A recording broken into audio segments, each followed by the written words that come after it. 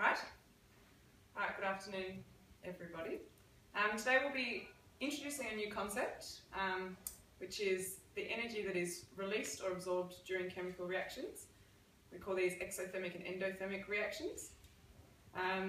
So to start with, we have a nail that I found outside in the garden. It's probably been there for quite some time. And there's something that's on the nail. Can you tell me what's on the nail? Rust. Yes, rust.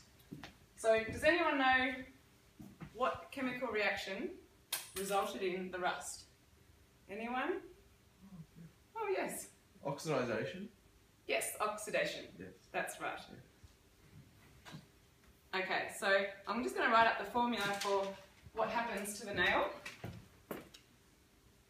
Assuming it's an iron nail. So we have the iron and oxygen. Oxygen's from the atmosphere, but also from water. And it forms iron oxide. So this iron oxide is what you're seeing on the nail itself. What you can't see in this equation is this extra thing that we're just starting to learn about, which is the energy. In this situation, we have energy that is released into the atmosphere during the reaction. So when the energy is released into the atmosphere, and normally it's in the form of heat, but it can also be released as light, we call this exothermic, an exothermic reaction. Good spacing there. If we had a reaction where the energy, normally heat again, it's absorbed into the environment during a reaction, we call that an endothermic reaction.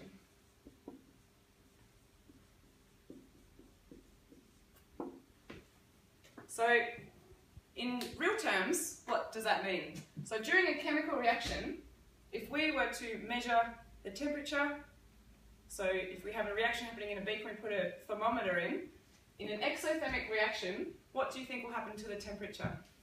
Yes? It rises.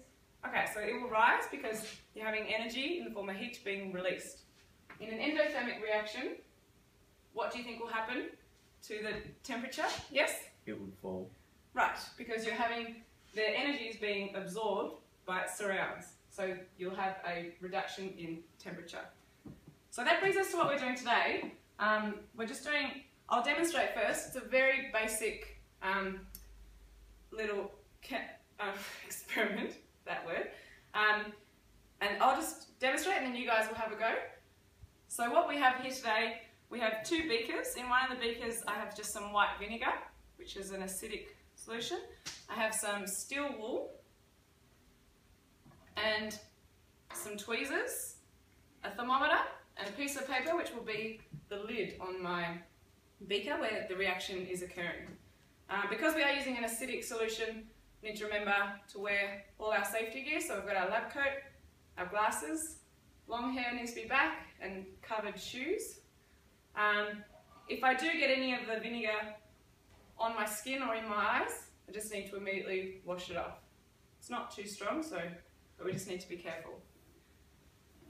Alright, so I'll just get started. So the first step is to get the steel wool, and using the tongs so I don't have to touch it, we're going to put it in the vinegar, mix it around a bit. So this will help to remove the coating that's on the stainless steel wool. Because if you didn't have any coating and it was just iron, then this would occur just all the time, and so you just have a rusty steel wool.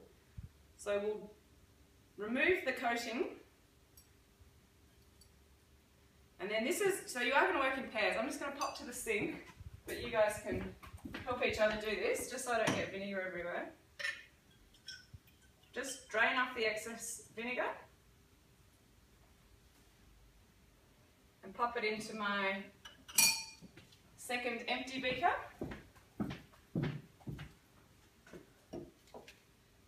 Now I'm going to pop this lid on nice and tight. Now before the reaction happens too much, I am just going to check what the outside temperature is at the moment. So it's on 20 degrees. I'm just going to make a note of that.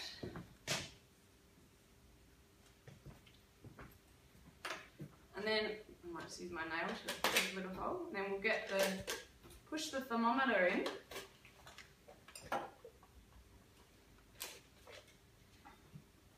And now what we want to do is record the change in temperature that should be occurring while the oxidation is happening on the steel wool. So when you guys are working in the pairs, I'll get you to, you can record it maybe 5 minutes after, 10 minutes and 15 minutes, and we'll have a look at the results at the end for now. So I'm just going to let this sit here for 5 minutes, and I'll organise you guys into groups of 2. The vinegar is in the window, get the beakers so you can gather all your equipment, and then we'll get started. Thank you. So we're back. I've got my results for, copyright. So this was our starting temperature. This was 5 minutes, 10 minutes, and 15 minutes. So as you can see, the temperature has been rising, so that is which reaction again? Anyone? Exothermic. Exothermic, that's right. So this is showing the exothermic reaction. So what would have happened to 20 degrees if it was endothermic? It would fall. Would have gone down. Okay, excellent. So we'll collate everyone's data and we'll see, we'll graph it up. I'll just have a look at the steel wool. Can you tell me what has it changed a little bit? Yeah, it's rusty. Yeah, so it's got, you can start to see the little bits of rust forming. So if we left this overnight, what do you think would happen? Come back tomorrow and it would be Really rusty. really rusty.